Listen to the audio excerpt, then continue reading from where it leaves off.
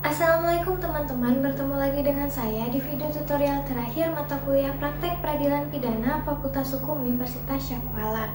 Nah, sebelum kita lanjut ke materi selanjutnya, saya akan mengulangi sedikit mengenai prinsip persidangan.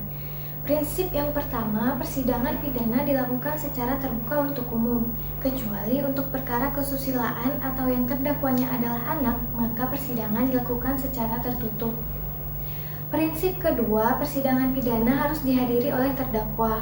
Penasihat hukum tidak dapat mewakilkan terdakwa. Berbeda dengan perkara perdata, di mana saat pemberi kuasa telah memberikan kuasanya kepada penerima kuasa, pemberi kuasa tidak perlu lagi hadir di persidangan. Prinsip ketiga, seluruh proses persidangan dipimpin oleh ketua majelis hakim sesuai dengan alur proses persidangannya. Nah, kini kita telah sampai di alur proses persidangannya. 1. Pada sidang pertama, Ketua Majelis Hakim akan menanyakan kepada jaksa penuntut umum apakah sudah memanggil terdakwa secara patut dan meminta terdakwa untuk dihadirkan ke persidangan dalam keadaan bebas tanpa diborgol. 2. Jika terdakwa sudah ada di ruang sidang dan duduk di kursi pemeriksaan, maka Hakim Ketua akan menanyakan keadaan terdakwa, memeriksa identitasnya, menanyakan apakah terdakwa ada didampingi oleh penasihat hukum atau tidak. Jika didampingi, maka hakim akan memeriksa identitas penasihat hukum, keanggotaan profesi advokatnya, dan berita acara pengambilan sumpah advokatnya, serta surat kuasa khusus dalam perkara yang sedang ditangani. 3. Hakim Ketua kemudian akan memberikan kesempatan kepada jaksa penuntut umum untuk membacakan surat dakwaannya, lalu menanyakan kepada terdakwa apakah dia mengerti dengan apa yang didakwakan oleh jaksa penuntut umum. Jika terdakwa belum mengerti, maka Hakim Ketua akan meminta kepada jaksa penuntut umum untuk menjelaskan isi surat dakwaannya dengan bahasa yang mudah dipahami oleh terdakwa. 4. Hakim Ketua kemudian memberikan kesempatan kepada terdakwa dan penasihat hukumnya untuk menyampaikan keberatan eksepsi secara tertulis. Jika belum disiapkan, maka terdakwa dan penasihat hukum bisa memohon diberikan waktu untuk menyiapkan nota keberatan. Terhadap nota keberatan ini, hakim bisa memberikan kesempatan kepada jaksa penuntut umum dan penasihat hukum untuk memberikan jawaban atau balasan.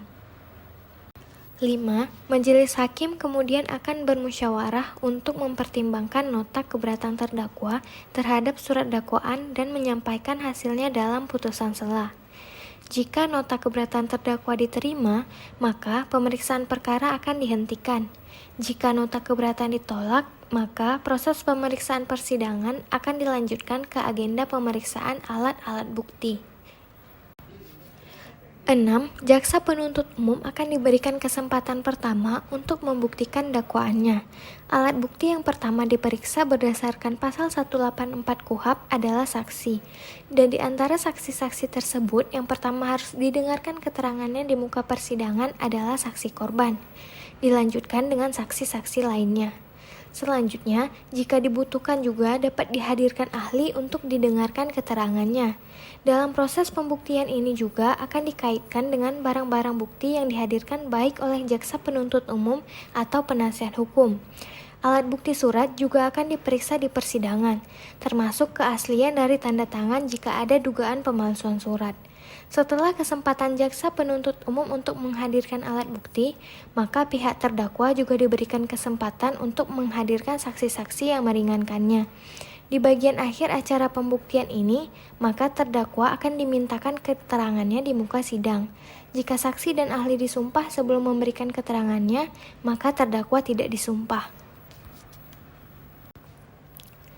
7. Setelah melewati proses pemeriksaan alat-alat bukti, Hakim Ketua akan memberikan kesempatan kepada jaksa penuntut umum untuk mempersiapkan tuntutan pidananya.